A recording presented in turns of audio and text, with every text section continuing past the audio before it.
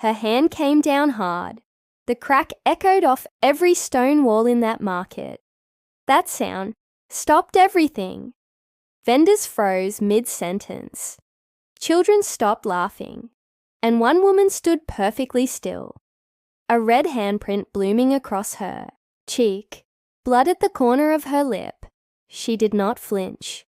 She did not beg. She did not cry. And from across that square, hidden beneath a plain grey cloak, a man watched, his jaw locked, his fist curled tight at his side, because that woman standing there, silent and steady as iron, was his, and nobody in that market knew it yet. But to understand how we got here, I need to take you back. By the end of this story, you are going to watch a woman who spent her whole life being told she was nothing, force an entire kingdom to get on its knees. Her name was Amara, and if you passed her on the road, you would not look twice. That was by design. She lived at the edge of a village called Kyle, a cluster of clay homes and dusty paths, filled with people who had long ago decided what they thought of each other and saw no reason to change their minds. Amara's mother died when she was 6. Her father followed 3 years later, left her in the care of an aunt who resented every meal she fed her and made sure Amara knew it. By the time she was 19, she had learned 3 things with absolute certainty. 1. She was not beautiful, not by that village's standards. Her skin too dark, her nose too broad, her hair too wild. She had heard it enough times. She stopped arguing. 2. She was invisible, and invisibility, she had discovered, was actually useful. You could listen, you could watch, you could learn. And 3. This one she kept buried so deep, even she sometimes forgot it. She had been promised to someone a long time ago, before she understood what promises meant. Her father had told her the night before he died. His voice barely a thread. He said, "Amara, there is a contract, sealed in the old way.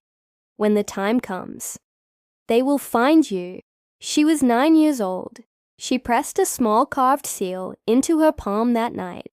She wore it on a cord beneath her dress, against her skin, every single day for 10 years. Now ask yourself, what do you do with a promise you do not fully understand, from a man who is no longer there to explain it? That is the question Amara lived with. Every single day. The village did not know about the seal. The village did not know about the contract. The village only knew what it could see, and what it saw was an unremarkable girl with rough hands and patched clothes, who sold river herbs at the market every Thursday, and kept her eyes down when the wealthy families passed, especially when Lady Sefer passed.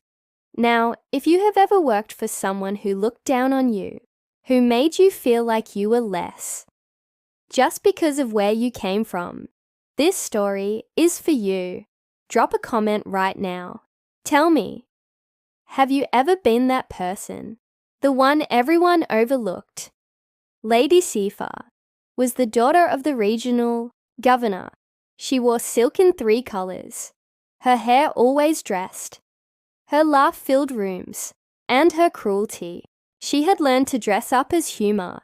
For months, Amara had been her favorite target. A comment here, a sneer there, knocking Amara's herb bundles to the ground, laughing while she scrambled to pick them up. The village found it funny, or pretended to. Nobody wanted to be the one who defended the nobody against the governor's daughter, and Amara, true to everything she had learned, said nothing, kept her eyes down, rebuilt her pile, went home. But on this Thursday, everything changed. It had actually been a good morning. A traveling merchant bought every bundle of her dried fever root, called it the finest he had seen outside the capital. She had smiled, genuinely smiled, which was rare. She was packing her empty basket when the shadow fell. Saipha arrived like weather. You felt the change in atmosphere before she appeared. 3 friends with her, always more vicious with an audience. "Oh," she said, eyeing the empty stall. "Did someone actually buy your weeds today? That is adorable. Even charity begins somewhere." Laughter from the friends. Amara picked up her basket, said nothing. But then Saipha leaned in close. Voice dropped low. She said something only Amara could hear. She said Amara's mother's name, and she laughed. Something cracked open in Amara's chest. Not rage, not grief, something older and quieter than both. She looked up. For the first time in years, she looked directly at Saipha. And Saipha, unused to being looked at by someone she considered beneath her, felt something flicker in her chest. Something she would never admit was fear. So she covered it the only way she knew how. Her hand came up and came down. The slap rang out like a thunderclap. The market froze, every single person holding their breath, and Amara stood perfectly still, thin line of blood at the corner of her lip, red print of fingers across her cheek, eyes open, steady, still looking at Saipha, with that unbearable calm, not crying, never crying, and from the far edge of that market, half hidden by the shadow of a merchant's awning, a man in a grey cloak took one step forward, then stopped himself. Not yet. His hands were shaking. His name was Prince Kyle Duran. Yes, the village was named after his family. His great-grandfather had founded it. His grandfather built the road through it. His father ruled a kingdom 3 provinces wide. And this prince, the second son, the quiet one, the one the court always underestimated, had been traveling in secret for 6 weeks, not running, searching. 3 months before, his father's chief archivist had unearthed something buried in the oldest vault beneath the palace, a marriage contract drafted 40 years ago between King Duran and a man named Eben of Kyle Village, a weaver of unusual skill who had once saved the king's life on a forgotten road. The contract was sealed in royal wax, signed in blood. The old way, the binding way. It promised that the firstborn daughter of Eban's line would be given in marriage to the king's second son. Now here is where I need you to stop, because this is the moment that reframes everything. Amara had worn that seal for 10 years. She knew her father had made some kind of promise, but she had no idea at all, that on the other side of that promise was a prince who had spent 6 weeks crossing 3 provinces just to find her. Tell me in the comments, did you see that coming? Because most people do not. When Kyle first arrived 9 days ago, he had told himself he was just assessing the situation, find the girl, evaluate the contract, leave a generous sum of money, retire the whole thing quietly, go back to his real problems. He had not expected Amara. He watched her at that market, this steady, quiet woman who knew every herb by its Latin name, its common name, and the old names that even traveling physicians had forgotten. He watched her slip extra bundles to elderly women who were short on coin and pretend not to notice when they tried to thank her. He followed her to the river once, stayed far enough back to stay invisible. She sat on a rock, took off her shoes, let her feet trail in the water, and talked quietly to the current, not praying, just talking, like the river was an old friend she checked in on. He stood in those trees, longer than he should have. He told himself he was still assessing. He was lying to himself. And then today, the slap, the blood, and those eyes that did not flinch. Enough. One word. Quiet. But it moved through that market like a stone. Dropped in still water. Everyone turned. The man in the grey cloak pushed his hood back, and Lady Sapphire, daughter of the regional governor, woman who had never been afraid of anyone in that village, went pale, not pink, not flushed, pale, the colour of flour, because she had been to the capital. She had stood in the great hall. She had seen the royal portraits. She knew that face. Kyle walked through the parted crowd until he was standing beside Amara, not in front of her, not blocking her, beside her. He reached into his cloak and held out something small, a carved seal, identical to the one she wore against her skin. The air left her lungs. "My father gave me that," she whispered. "And mine gave me this," he said. "They made a promise a long time ago. Amara, I spent weeks deciding whether to honor it." He paused, and then very quietly, "I am done deciding. Of course. It was not that simple. Nothing is word. Spread the way words do in small places, like fire in dry grass. By nightfall, the village knew. By morning, a rider had left for the capital, and within 3 days, Prince Devan arrived.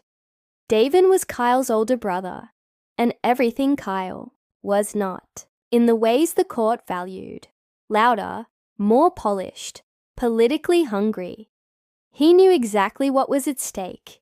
If Kyle secured a binding marriage, sealed under the old blood contract tradition, it would give him a legal foothold, a social foothold that could tip the succession. He arrived with 12 soldiers, a document from the Royal Council suggesting the old contract was historically interesting, but legally questionable. He walked into that governor's sitting room, looked at Amara, and smiled with all his teeth. "My brother has always had a romantic heart," he said, smoothly, but surely. "You understand the practical realities. A village girl, a contract written on horseback 40 years ago. This will never stand up in court." "Which court?" Davan blinked. "Which court?" Amara said again, perfectly calm, like she was correcting a slow student. "The contract was sealed under the right of living debt, not civil law. That right does not fall under the Royal Council's jurisdiction. It falls under the Elder Compact, which predates the Council by 200 years, and explicitly cannot be reviewed or dissolved by anyone the king himself sits on." Dead silence. "How do you know that?" Davan asked slowly. "My father was a weaver," Amara said. "But before that, he was a scholar. He left me his books. I had a lot of quiet years to read them. And that right there, that is the moment everything flipped. The woman they all wrote off, the invisible girl with patched clothes and rough hands, had just outmaneuvered a prince. In a room full of soldiers, without raising her voice, without losing her calm, without a single drop of fear on her face. That night, Kyle found her at the river. She was sitting on her rock again, feet in the water. But she was not talking to the current this time. She was waiting. He sat beside her. Not a prince's distance, not a formal distance, just beside her. For a while neither of them said anything. Then she said, "You do not have to do this. The contract binds your honor, not your heart. Those are different things." He thought about that. What if they were not different? He said, "What if, just this once, I let them be the same thing?" She looked at him for a long moment. "You do not know me," she said. "I have been watching you for 9 days," he said. "That is not the same as knowing. I know, but it is a beginning.